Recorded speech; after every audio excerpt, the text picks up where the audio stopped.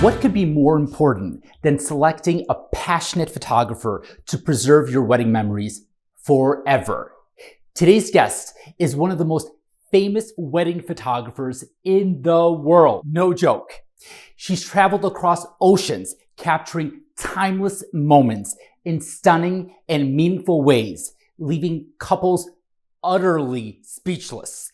I present to you the incredibly talented Lauren Ashley! Woo! That's how it's done! Yes! You're here! You made it! Oh my God! Thank you so much for hosting us here at your place. This is amazing. Thank you so much. You are crushing it, girl. I can't believe it. How does it feel being on top of the world? It has been such a wild ride. And I can't even tell you how crazy it's been, but it has been so amazing. So I can't wait to hear about your humble beginnings. I mean, did you know from the very beginning that you want to be this renowned world photographer? No, I had no idea that any of this was going to happen. But I mean, it has been so beautiful and I am so truly blessed. Tell me, how did it all begin? So it actually began when my son was born at 25 weeks. So he was 1 pound, 6 ounces when he was born, and he was really sick. And at the time I was wanting to become like a chiropractor. I really didn't know what I wanted to do. I just finished my bachelor's and I just got accepted into my doctorate. And at that time I was 23 years old and I find out I'm pregnant. And in my mind, I was like, I'm going to deliver the baby and I'm going to go back to school. I'm sorry, a bachelor's in what? I did pre-med. So okay. I was in chiropractic school. I got accepted into chiropractic school. And at the time I just finished like pre-med for your bachelor's. Wow, that's incredible. Yeah. I had no idea. Yeah, okay, absolutely. Okay, so that means that if like after a long day of work, if I need to have my back adjusted, you not can anymore. No, not anymore. I want to trust myself, but 100%. So when I was pregnant, I was really sick. And I had something called preeclampsia and HELLP syndrome. And it's basically like the baby is acting like a parasite, killing the host. And my body was completely shutting down. My kidneys were failing. My liver was failing. They wound up rushing me to the hospital. And they're like, you are not going to live past 10 days. And I just remember feeling like I'm failing as a mom. I'm failing as a parent, and even though it was out of my control, I just, that guilt was just washing over me.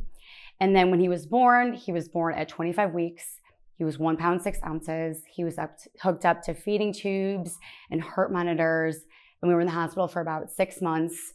And it was really difficult. At the time I was only 23 years old and he was just fighting for his life. Yeah, and what a difficult time. What a difficult way to start life for Noah. Oh my gosh. And then for you to go through all of that as well as a mom. It was very difficult. So fast forward, I was working for a chiropractor because that's where I thought that I wanted to do. And then a situation happened where his oxygen tank got disconnected. And it wasn't the person's fault, but I came home from work and the baby was blue. And I remember thinking to myself, no one will ever be able to take care of my son the way that I can. So I decided to quit my job. And I didn't know what to do at the time. A girlfriend of mine was like, hey, I'm looking for a wedding photographer. I can't find anybody I like. Who do you recommend? Because I used to model a long time ago in my early 20s. That's right. Yeah. Oh my gosh. I've yet to see some modeling photos of you, Lauren. We can maybe show some of them. And I had worked with hundreds and big names, like Bob and Dawn Davis and all these other people. Sure. And I remember looking at Bob and Dawn Davis's page and looking at, they were selling themselves at the time for $7,000. And I was like, oh my gosh, you can make money with wedding photography? Who knew? I had no idea. So, initially I went into it for the money. I tell people I shot my first wedding, not that girl's wedding, but I shot my first wedding for $500. I had a Nikon 3200. We all have to start somewhere. I thought I was super cool with my DSLR camera. And I'm sure you were pretty cool. So. And I had the personality to match. I was really nervous, but I went in, I shot my first wedding. Everything that could go wrong did go wrong. It was chaos. But I tell people I went home that night, I laid in bed, I looked at the ceiling and I was like, I'm gonna do this for the rest of my life. And I just knew. I handled the chaos. I loved every minute of it. At the time, I look back at the photos, I'm like, these are amazing. The client was super happy. And it was just like this path that I saw for myself. Good for you. Thank you. Awesome. And all of that brought you here today. It did. There's so many photographers out there in the world. Sure. You classify yourself as like a high-end photographer. Is Yes. that accurate? Okay. How would you differentiate yourself from other high-end professional photographers? I feel like I separate myself from everybody else based on my goal is to make people laugh, make them cry, and to wow them.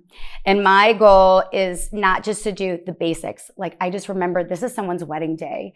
And sometimes you just get stuck in doing the same thing over and over again, and you forget the importance of a wedding day. And what separates myself is being able to capture the little moments that will matter so much to them later on. You know, you do this repetitiously. Every Saturday you go to a new wedding and you're like, oh, I'm doing this again. But then you're Sure. like, wait a minute. These are someone's memories.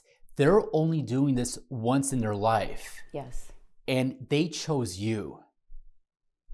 That is so special. That's what gets me out of bed every morning, knowing that I can create those memories for people. What inspired you to pursue photography, and how has that journey shaped you? I really wanted to do this for Noah. And I remember just wanting to be home with him. That was the number one thing. But I still wanted to have a life and a career and all of these things. And he was the number one reason why I did it. And at that time too, it was right around his autism diagnosis. And I was like, this baby needs me to be home with him. Nobody's going to care for him like me. And that is why I initially pursued photography. And it's so crazy because even though I came with the artistry and all of those things and it all kind of came together, the number one reason why I did it in the first place was for my son. You know, you are such a special mom to be so dedicated to Noah. And I'm sure he knows that. I hope so. You said he's 15, right? He's 13. He's 13. Yes. And he is level 3. So what level 3 means is he's pretty severe on the spectrum. So he will probably require lifetime care. And this job will give me that. My job will give me the ability to take care of him for as long as I'm living. How did Noah's autism influence your career path and personal growth? When it is happening and you're in that, it's like the worst possible thing that you could possibly go through. If it wasn't for that, I wouldn't have taken on this career. I don't know where I would be. I would probably be working as a chiropractor and maybe not loving the life that I have, right? And it has given me a lot of perspective when it comes to love and care and patience and resilience. And just really genuinely appreciating just the small little things. Well, someone else might not see it. I just see, progress, and even the little things are just huge milestones. Everything happens for a reason. Yeah, and that's so hard because with all the other trauma in my life, it's so hard to almost always think that. But it has definitely made me and shaped me into who I am today. Absolutely. I definitely see that in you. Thank you. Losing your boyfriend to suicide was a life-altering event. How did you find the strength to rebuild your life afterwards? At the moment, I didn't think that I was going to be able to. And what's so crazy is when you experience grief, you don't know how you're going to react. One of the biggest things that I thought about were everybody else that needed me. Not what I was going through, but everybody else that needed me. Noah needed me. My family needed me. Ryan's family needed me. My clients needed me. And I didn't want to let anybody down. And that's what's so crazy about grief and pain is there are moments where you don't realize how strong that you actually are. And I wound up photographing my wedding 1 week later after he had passed. I have the greatest friends in the entire world. And they wound up taking on the first wedding. And they were like, please, Lauren, because he had passed away on a Saturday and then the next week was another Saturday. And I was like, I need to go back to work. And they're like, no, we're going to handle the first wedding. If you want us to come to the second wedding, we're going to come and support you. And I didn't know how I was going to react. And I went to that second wedding and I only got emotional during the ceremony. But I realized that photography took me back into a place of joy and love. And that actually became my therapy in the beginning and very early on. Definitely. So I was happy to go back into that.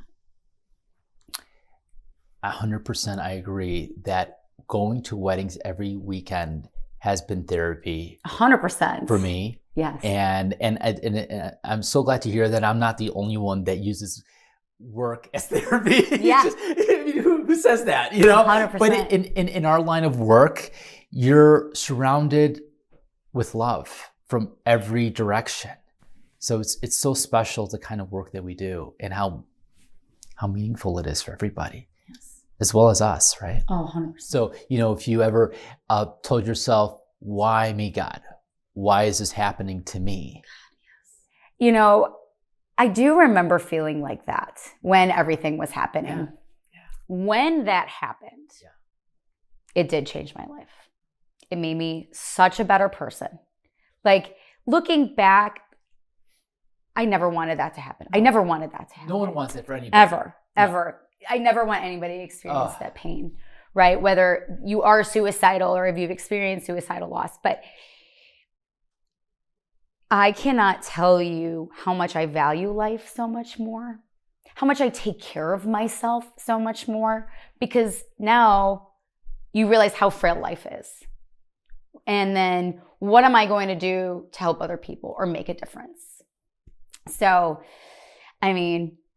I'm so incredibly lucky to have the opportunities that I have today. And if that stuff didn't happen to me, I probably wouldn't be at the level where I'm at. I became a better photographer because of that. Like, my career completely took off in a way that I never even dreamed of, because people just, I see the emotional component of it more than this is just a wedding. Yeah. Or this is just a person. Who are they? What are they feeling? And when their love is real and genuine, I'm like an absolute nutcase. So tell me, who is the one person who helped you the most to get you to where you are today? And how did that impact your journey? My best friend, Nicole. I barely knew her. I had just brought her on as a photographer. I didn't know her. And the day after Ryan had passed, they had reached out to me, and I had let her husband know of the situation and that Ryan had passed away. And she showed up at my mom's house and was standing at the top of the stairs, and I will never forget her face. And she looked at me with such sadness, and she just wanted to be there for me. My family is an amazing, amazing mom, dad, brother, but we were raised to not really show a lot of emotion. When you are experiencing grief, you don't know what you need. And Nicole showed up, and she sat next to me, and I remember falling into her lap and just breaking down. And I wasn't given that with my family, because they're like, kind of like, not snap out of it, but they were just like, you're going to be fine. It's okay. Like, you're going to get through this.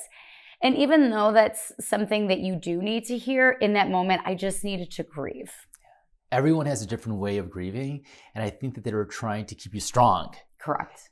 That's not what you needed. That's not what I needed. And she stayed with me. She lived with me for about 6 months. She stayed at my parents' house for a while, and then I slowly moved back to the house where he actually did pass away. And she lived with me, and she stayed with me. And when she started, because it was her, husband or boyfriend at the time, and now she's married. But I felt bad. I was like, oh my gosh, I'm taking this poor girl away from you. And she said, I'm going to call you every day, every morning.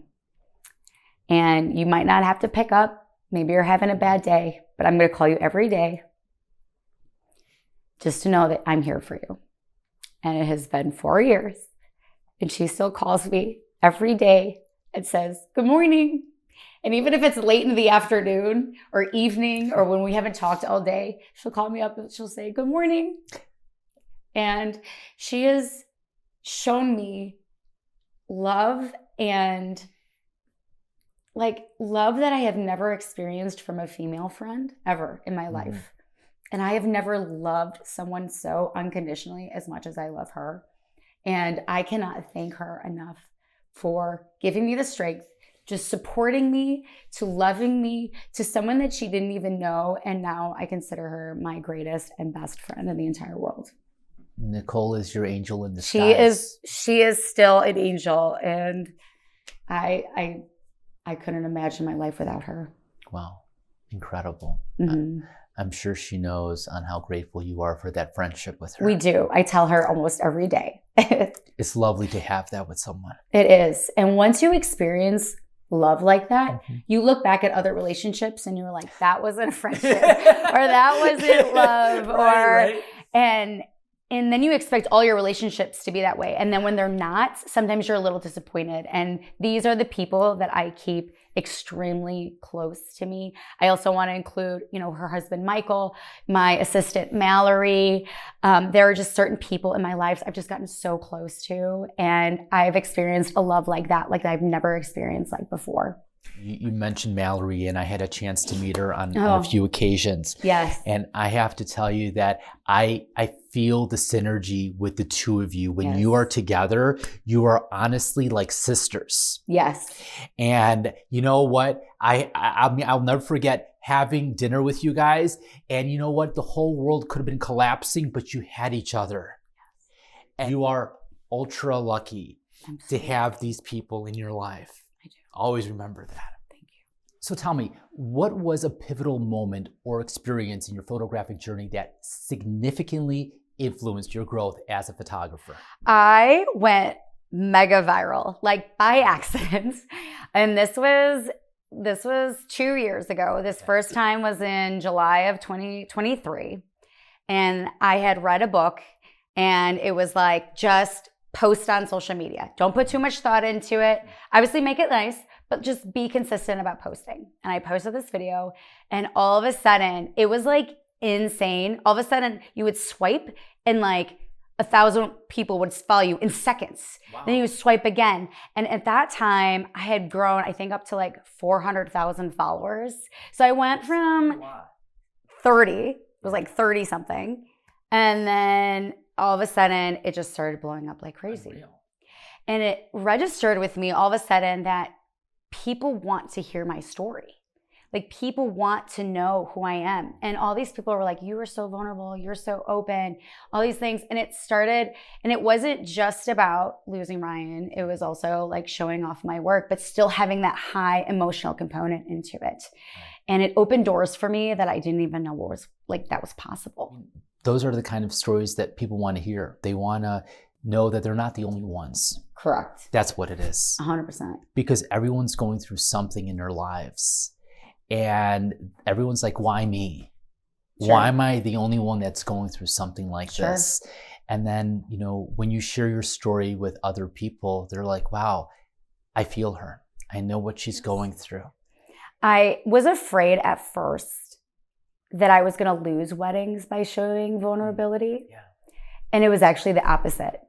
I was connecting with people, and they saw that emotional side, because I was like, oh, people are going to see me crying and not want to hire me, And it was the complete opposite. People were like, we love who you are as a person. You're real, and we want you to be part of our wedding. So what emotions do you aim to capture in your wedding photography? My goal is to make them laugh, make them cry, and to wow them. And that's all that matters. I am also very aware of making sure that I'm photographing people that are there. Because so many people forget about grandma and mom and all that, because they're so focused on like the couple. So as far as emotions go, I try to capture all the emotions, right? And joy. And sometimes it's like, maybe the bride is snorting, or the groom is like just losing it. Totally. And I just want to be able to be in it and photographing and having people feel it when they look at their photos, rather than just, oh, it's a beautiful photo. I want it to bring them back so they can feel what it was like in that moment when it was happening. There are so many people out there that are choosing a path into photography. What's one piece of advice you'd give to a photographer that's just starting out? Yeah, it's the getting started. Yeah. Just do it. Buy the camera, hire some models, get a studio, start. Study under YouTube, go to classes, go learn. You don't have to go to college to become a photographer. And that's what people think in their head, but you don't have to. And my biggest advice is getting a mentor and somebody that you're inspired by. Be willing to pay them, and you're going to learn so much faster than if you just do it on your own. All they need is a mentor like you. I know. Everyone can have a mentor like Lauren Ashley. You know what? And because I care so much, and I'll have some people come in and I genuinely want to see them grow, but they're going to have to want it. And there are certain people that come in and I know that nothing will stop them. I've got it. Your next YouTube program is motivational speaking. And maybe. I don't know. I see it. I see that in your crystal ball. That's what you're doing. I hope so. Because like the whole influencer thing is really taking off. And I know we haven't really talked about it, but I am working with like all these different like brands, and you can make a career on it. Like I had no idea. The opportunities keep growing for you, Lauren. It's crazy. I don't know how you do this, but how do you handle the pressure of being both a high-end photographer and a social media influencer? With lots of coffee and a lot of laughter and a lot of tears. Like, absolutely. I mean, and I am so blessed to be given these opportunities. And I think staying humble is very important to me. And I have told people in my life that are very important to me, I want you to check me. Like if I'm in a place where I'm acting in a way that I shouldn't, I want to have someone in my life say, you shouldn't be acting like this. Or, hey, I need you to check yourself. And what I mean by saying check yourself is take a moment to step back and say, why am I feeling this way? Why am I acting this way? So if I am acting erratic or acting too snotty or snotty, you have my permission to tell me. I will call you and tell you. Take that down from your social media. So 100%. you worked on destination weddings worldwide. I'm totally envious of you, honestly. I mean, what's the most memorable place you photographed and why? Okay, I got two. I have to do two. Nice, I'm ready. The number one was I did a royal wedding in Paris. Ooh.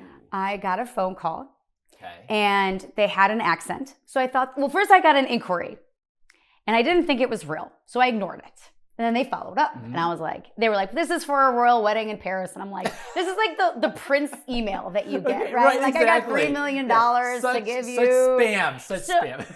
They had called, they're like, we want to do a phone call. And I'm like, okay. They call me and they're like, we really want you to photograph this wedding. My gut is like, this isn't real. This isn't real. I would feel the same way. My friend Nicole was like, I think it's real. And everybody's pulling me back and forth. Like, I don't think it's real. And I was like, okay, well, I'm going to give them a price quote. And everybody's like, you could have charged them more, but I'm a person of integrity and I didn't want to overcharge them. So I gave them a price quote and they're like, yes, we agree. No problem. Wow. And then they're like, what class do you want to fly? I think this is a scam. Oh my God, that sounds so suspicious. I was like who asked that? Totally. And I was like, first class, business classes, That's the only way I travel. And the guy was like, no problem, they can afford it. And I was like, okay. Still didn't believe this was real. So then they're like, well, we can only do a bank transfer. We can't do a credit card. So now I'm scared. Oh yeah, totally. Sketchy. No, super sketchy. So I was like, I went to the bank. I got a new bank account. And then I bought fraud protection, just in case, because what's good? Very scared. Right. And then the money hit my bank account. And then I was like, oh my gosh. So then it started to feel real.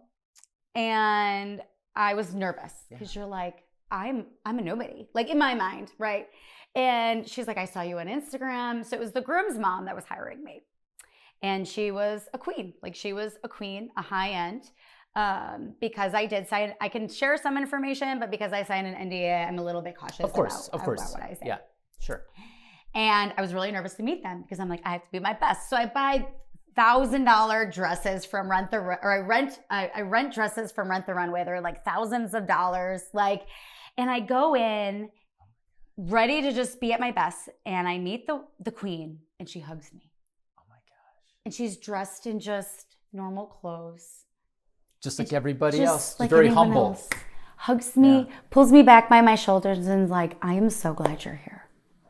Wow. And that was when I just knew, I was like, I love my job. I love what I do. A multi-million-dollar wedding and a beautiful castle in Paris. The queen was like, during the wedding was like, please sit and eat with us. Like right next to the royal family. And I was like, I cannot believe this is my life. Like I always remember why I'm doing this is because I want to just make a difference in this world. And if I can change one person's life for the better, like it's what I was here for. I agree. We all want to make a difference in this world. And I think that anytime we take a photo of somebody and we provide them with the photos, the wedding album or video, you have a feeling that you've done something good in the world. Yes. It's such a great feeling to know that you've impacted people in that way. Yes. Whether you're filming birth, whether you're filming a wedding, or the end of someone's life. It's so special. That's so special. Thank you for all that you do. Thank you. It means a lot. Life has so many different struggles. Have you ever felt like just throwing in the towel and giving up? It was probably the day after Ryan had died. When you are experiencing grief, and I just want to preface that he did take his life, and I did come home and I found him. And when it's happening, everybody experiences grief differently, but you don't feel like it's real. Like you're like, I'm dreaming. This isn't real. This isn't reality. And like I said, everybody experiences grief differently. But in my moments, I was like, I'm just going to wake up and everything's fine. And the next day was when reality hit. And I couldn't get out of bed. I remember making phone calls to people and letting them know what was happening. And I just lost like sight of everything that was important. And I just remember being worried about my clients relying on me and Noah relying on me and my friends and my family. And I wasn't having suicidal thoughts or anything like that, but I was just like, my career's over. That was something. I was like, I'm done. Like, if I can't even get up, right? But all of these people, I felt like were counting on me. I feel that when something that dramatic happens in your life and you're there to witness that, I think it's easy to lose your identity in who you are. Right. And when you start looking around about all the people that actually love you and care for you, you have a son that you need to take care of, you have family that loves you. Yeah. There's a reason for me being here. Right. And I'm not going to stop. I'm in control and I can do this. Yes. And that's exactly what you did. And that is what I did. And lots of therapy. I really hope that this experience right here has been somewhat therapeutic for you. Oh, 100%. Yes. And it's been hopefully able to help you reflect on life and how great life really is. It really is. Thank you, Robert. Everyone has an opinion. How do you cope with criticism, both online as an influencer and in your personal life? Yeah. So there is a book. It's called The 4 Agreements. And it's such an amazing book. And it talks about how not to take anything personal because it's not about you. I need to read that. It's really great. It is really great. And it's a really short read. And it talks about, it's not about you. It's about the viewer, right? And there are times where when Ryan had passed away, people were like, he killed himself because of you. Wow. And I don't know if you've ever heard this. Okay, imagine I'm screaming at you. I'm like, I hate you and your purple hair. You are so ugly with your purple hair. What do you feel right now? I'd be like, what are you talking about? Yeah, that's your self-worth, right? Yeah. I didn't kill him. I'm not a bad photographer. Right. I'm not. So when you start reflecting and realizing what they're saying isn't about you, it's about them and their issues. Right. But if by chance someone is saying something to me and they're saying, you suck, You don't deserve these many followers. And I do feel a certain way. Now it is about me, but I have to check myself why. Where do I feel it in my body? Why am I reacting that way? What, and addressing that for yourself and working on yourself for that. I personally know my worth. I know what I give people. And there are talented photographers. There are photographers in my mind that are better than me, but I give people something different than they do. Lauren, there's always going to be somebody better than you. Always. And that's okay. That is okay. It's a part of life. But you know what? You can learn from those people. We're always learning. 100%. So yeah, I've learned that about myself, that it's okay to have somebody that is better than you. Absolutely. Yeah. And we can't keep comparing ourselves to them. Exactly. Never compare yourself. Create your own identity. Yes. I can honestly say, Robert, that when I'm on my deathbed, I have lived a life worth living. I could die tomorrow and I can say that I have done everything that I ever wanted to do and have given myself to people in a way that I never even thought was possible. I mean, I've had people tell me that I've changed their lives, mostly on the mental health side, right? And I've made a difference. And that is what I was put on earth for. And that's so amazing. Not so many people can say that. I think about that too. Family for me is number one. Yeah. And the people that I surround myself with. And if I made a difference in those people's lives, then it was a life worth living. It was. I needed a change in my life. I needed to do something different. Mm-hmm. And this is why we are here today. I love that. I'm so proud of you. And you should be so proud of yourself. And we're going to grow together. Teamwork. Thank you so much. You're so welcome. I needed to get outside of my bubble of filming weddings for 20 years. Yeah. And I'm like, how can I do that? Yeah. And I'm like, I have a talent for video. Yeah. That's what I do. Yeah. People have enjoyed my presence all these years, and I think that I have something more to give. And this is why I'm doing Everything Everywhere Weddings, to share the community of wedding professionals with everyone out there. I love that. So there is something called your Ikigai, and it talks about doing what you love and making money with it, right? And for us, our goal is now we want to make a difference in people's lives. Still do what we love because we love weddings, right? And we are still making a difference. Right. But how cool is that? If anybody ever asks me, like, why do you charge as much as you do if you love what you do? And I say, people have asked me this question, and I will tell them the reason I do what I do is because it puts food on the table. Yeah.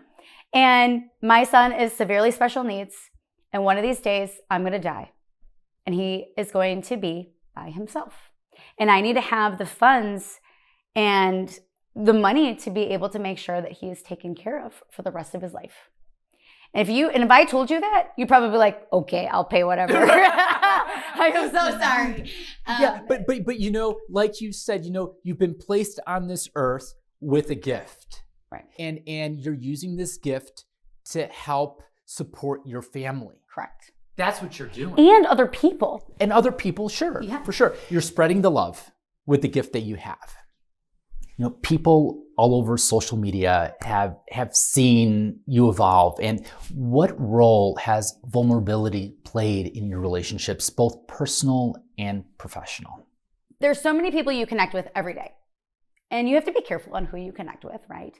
But when you are vulnerable and someone else is vulnerable, you have this connection and it opens up your life in ways that you never even thought was possible.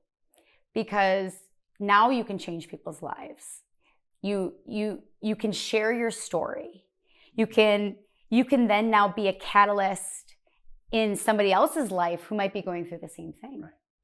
And if I kept all of that in and never shared that, I have so many messages from people that said, I didn't kill myself because of you. This one gentleman in particular sent me this message, and he's like, I just want to thank you that if it wasn't for you and your video, I would have taken my life and I wouldn't have had my little boy. And I got that message kind of early on when everything was happening. And I just recently reached out to him again. And I was like, I just want to let you know that I think about you all the time. And there were other people that put it, but he sent me a message and it was very personal. And, you know, like I said, if I can save one person's life or make a difference for them, then that's all that matters to me. There was a reason why you made that post so many years ago. I know. It is so crazy. And I never expected it to go viral. I didn't even expect it. That wasn't the point of it. No. No, I get that. You know. But I think that was also your cry for help. It was. At the time, it was my therapy sharing my story. Yeah. You know, and I think that it was also a way to validate that you're human. It's true. We are all human. And people forget that. You don't have to be professional all the time. I mean, yes, in certain situations, yes. But, you know, all of us have feelings and all these emotions.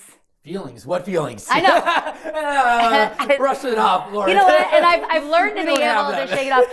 But I'm shooting weddings, and sometimes I'm so emotionally invested that I just start crying. Yeah. Because it's so, you can feel it in your body, and you're so invested.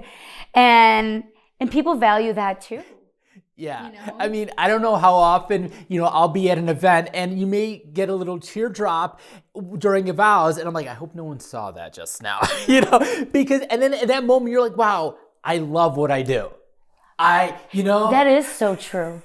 When you open up those emotions during a wedding day is 100% true.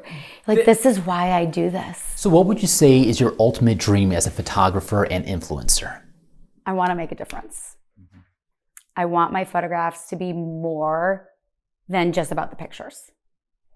I want to connect with people.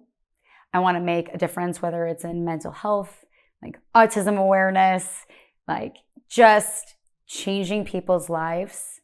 I want people to look back at who I was and not just remember me just as a photographer. Right. I want always to be remembered as the person that was as true to themselves as they possibly could be and changing people's lives. I love the moments when I go to an event and a former client will walk up to me and they'll say to me, Robert, you filmed my daughter's wedding. I love that. That just validates everything that I do. 100%. The fact that they remembered not only what you look like, but your name. I love that. I had a girl reach out to me recently and she had lost her dad. And I photographed them during their wedding and she just reached out to me and just validated everything that we have been talking about. And it was like, I just lost my dad. But the photos that I have of him looking at me at my wedding day and just how proud of him he was of me. Like, I just want to thank you so much for doing that. And that was when I was like, I need to take more pictures of everybody else, not just of the couple. Right. Because we forget that these people might not be here forever. Absolutely. Especially the older people, especially the parents, especially the people that, you know, if you have a grandma or an aunt, I try to make sure, and I try to make it special. And I create those moments, like creating those emotions and moments as well. Just so when they look at it. And one of the things that I do is sometimes I do prompt people. So I am really good about capturing the moment when it is happening, but sometimes people need a little bit of help. So I'll be like grandma and the bride. And I'll have them hold hands and I'll be like, Grandma, is there anything you want to tell her before she walks down that aisle? And then they have an emotional moment. Grandma's crying and bride's crying. They don't remember me saying that. They just remember how they felt in that moment when they look back at those photos. And the tears and the joy and the complete happiness. And that is why we do what we do. Not every photographer would be able to catch that and to connect with people. It goes back to what you were saying about how you connect with people. And when you see something coming together, you bring that story together into one, and it's beautiful. I love that. Thank you, Robert. Yeah. You've taken so many incredible photos over the years. How do you hope to inspire others through your work and your story? I want to be living proof that you can go through hell and back and still make it out on top. You've done it. I've done it. And that resilience sometimes isn't about being unbreakable. It's about being broken and getting back up and building yourself back up and taking it one day at a time. And if my story can help just one person, that is all that matters to me. And that everything that you ever go through, every tear, every hurdle that you ever go through, that when you make it out on top, it was all worth it. So at the beginning of this segment, I presented you and I said, I'd like to introduce you to an incredible photographer. And you're not only an incredible artist, but an incredible human being. Thank you, Robert. Thank you. I'm gonna stand. I appreciate you. Thank you so incredible. And our lives met for a reason, remember? I reached out to you right away.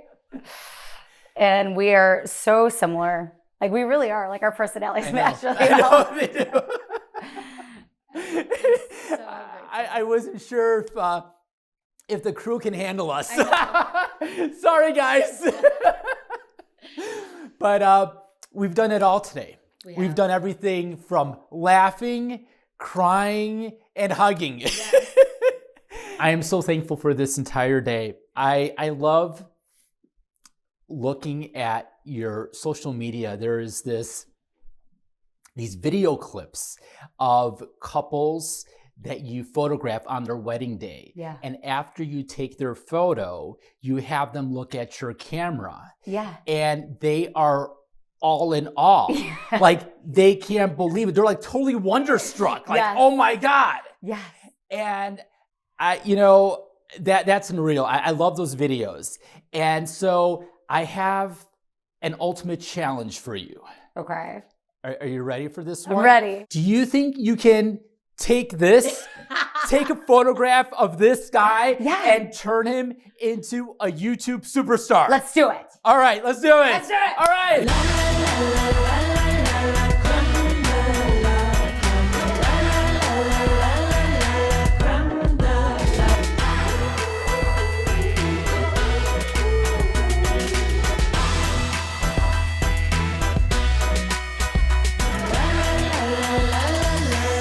All right, Lauren, show me the money. I'm ready to see this. I can't wait. You totally look like Brad Pitt. You are the first person to say that. That's why I love you. OMG. Look at how cool that is. I cannot believe that. That's unreal. Who are you? Honestly, I can't believe this. These are out of this world. How did you make this out of this guy? I think you look amazing. Incredible. Words cannot describe the gratitude that I feel right now. Oh, I'm so Lauren, grateful. You did such an amazing job. Thank you. Unfortunately, that's all the time that we have today on Everything Everywhere Weddings. I wanted to give a special thank you to our guest, Lauren Ashley, for an incredible, heartfelt conversation today and for some trailblazing photos. Unreal. Thank you for those. And please remember to follow us on Everything Everywhere Weddings on YouTube. And then please check out lauren-ashley.com. Until next time, keep booking them weddings. I got to check out those photos again. I got to look at those again.